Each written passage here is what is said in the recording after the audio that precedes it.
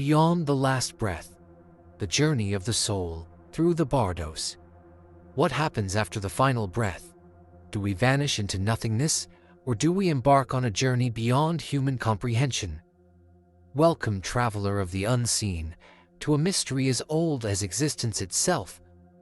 Today we venture into the profound and enigmatic teachings of Tibetan Buddhism, specifically the Bardo Thodol, known in the West as the Tibetan Book of the Dead.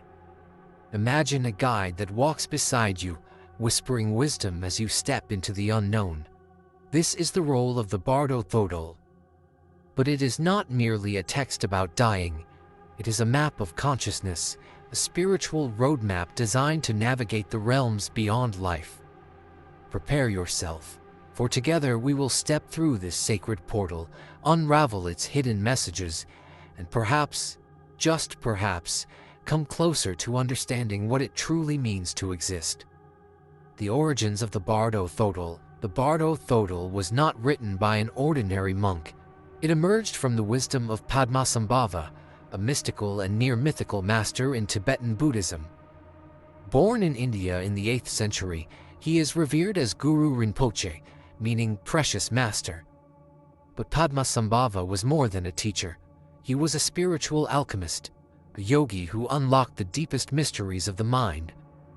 His teachings were not just for the living, but also for the departed souls navigating the afterlife. Through the Bardo Thodol, he sought to offer them a path to liberation, even beyond death itself. When he arrived in Tibet, he encountered a land deeply entrenched in shamanic and animistic traditions. The indigenous Bon religion held strong spiritual influence, making the acceptance of Buddhism a challenge. But Padmasambhava did not seek to erase Tibet's ancient practices. He sought to integrate them. He engaged in tantric rituals, magical feats, and spiritual battles, taming the deities and spirits of Tibet. By doing so, he merged the old ways with the new, laying the foundation for a Buddhism that was uniquely Tibetan. His greatest contribution: the first Buddhist monastery in Tibet, Sami Monastery, a place where the teachings of mind, reality, and existence would take root. The three Bardos, the journey of the departed soul.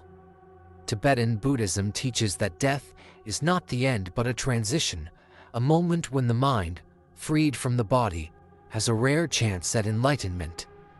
Padmasambhava understood that in this fragile state, the mind can either awaken to its true nature or fall into illusion, fear, and rebirth. The Bardo Thodol was created to guide souls through this passage, to help them recognize truth beyond fear. The journey is divided into 3 stages, 3 Bardos, each one shaping the fate of the soul. 1. The Chikai Bardo, the moment of death. The first Bardo is the moment of death itself. As the body fades, consciousness is released from physical constraints, stepping into a vast and infinite space. Here the soul encounters the clear light, a radiant, all-encompassing brilliance. This clear light is pure awareness itself, beyond form, beyond thought, beyond identity. It is what some call the higher self, others the eternal mind. It is the essence of all things, free from suffering and duality. For a prepared soul, this moment offers the chance for instant liberation. If the mind can recognize the clear light as its true self, it dissolves into it, merging with the infinite. But for most, this light is too overwhelming. Fear grips the mind, the instinct to cling to the familiar, life, identity, the known, takes hold. And so, the soul turns away from the clear light, missing the chance for liberation. From here, it enters the next Bardo, where visions begin to take form. 2. The Chonyid Bardo, the realm of visions. As Carl Jung once said, gods and demons are the reflections of our own minds, unavoidable until understood as parts of ourselves. In the Chonyid Bardo, the soul drifts through a realm where the boundaries of reality dissolve. Here, the mind projects visions, both beautiful and terrifying, shaped by its own karma. At first, the soul encounters peaceful deities, emanations of compassion and wisdom. These beings offer serenity, a guiding light toward awakening. But for the unprepared, even divine radiance can be unsettling. Doubt creeps in, the soul hesitates.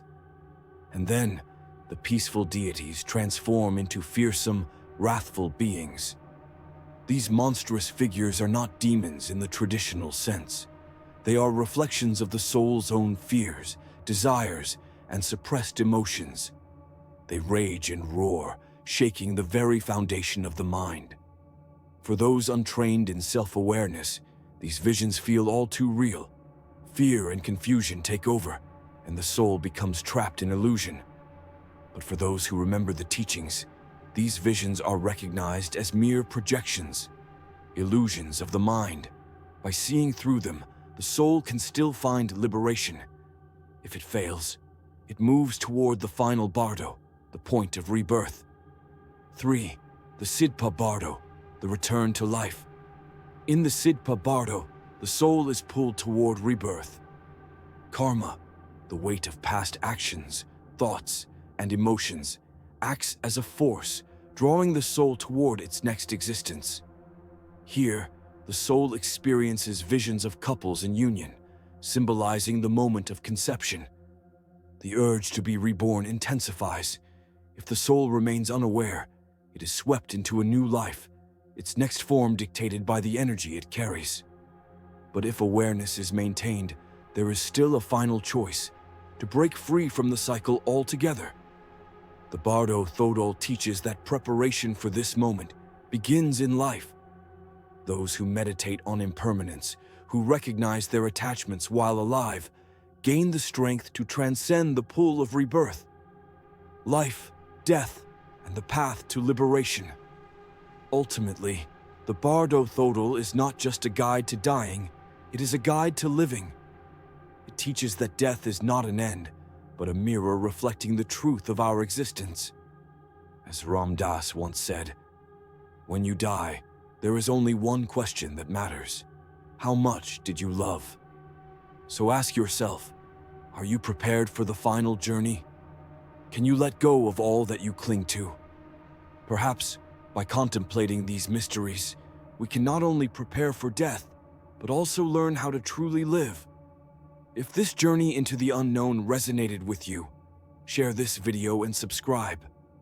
Tell us in the comments, what intrigues you most about life after death? Let's explore these mysteries together. Thank you for watching.